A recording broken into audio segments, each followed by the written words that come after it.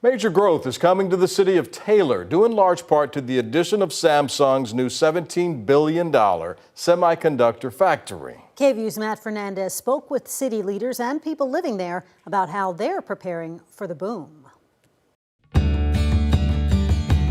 About 30 miles northeast of Austin in Williamson County sits Taylor, Texas. Founded in 1876, home to some old school barbecue spots, shops, and local businesses that have been here for decades. I get plenty of exercise.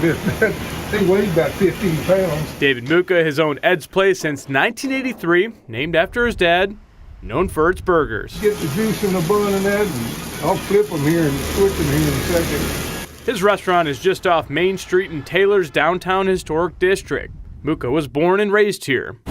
Good small town, everybody knows everybody. Most people ken everybody, so we just had a good time. But he knows this small town is going to get a lot bigger.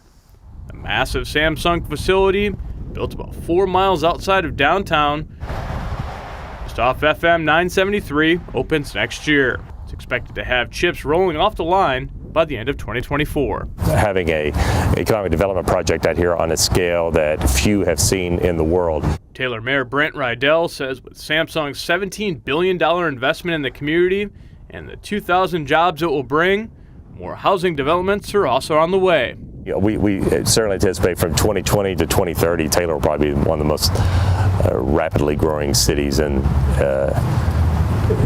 Texas, if not the nation, I would anticipate. John O'Neill has called Taylor home for 3 years. I hope Taylor's ready for this. O'Neill lives across the street from the Samsung site.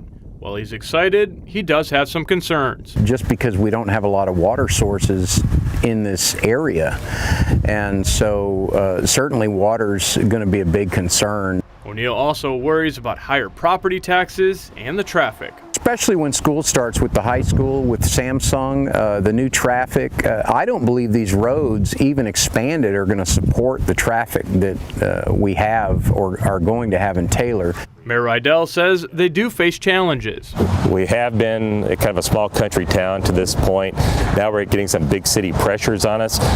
We don't have those big city revenues we're realizing right now. But he says that will come. And even before Samsung started construction, the city has been working on a comprehensive plan preparing for the expected growth. We're not caught flat-footed where we have this wave of development that hits us and we think, what do we do now? Rydell says when it comes to water, Samsung will use a third-party provider. They're not utilizing our municipal water supply for their industrial processes there at the plant. The mayor says the city is expanding its wastewater treatment plant, working closely with the Brazos River Authority, the city's water supplier.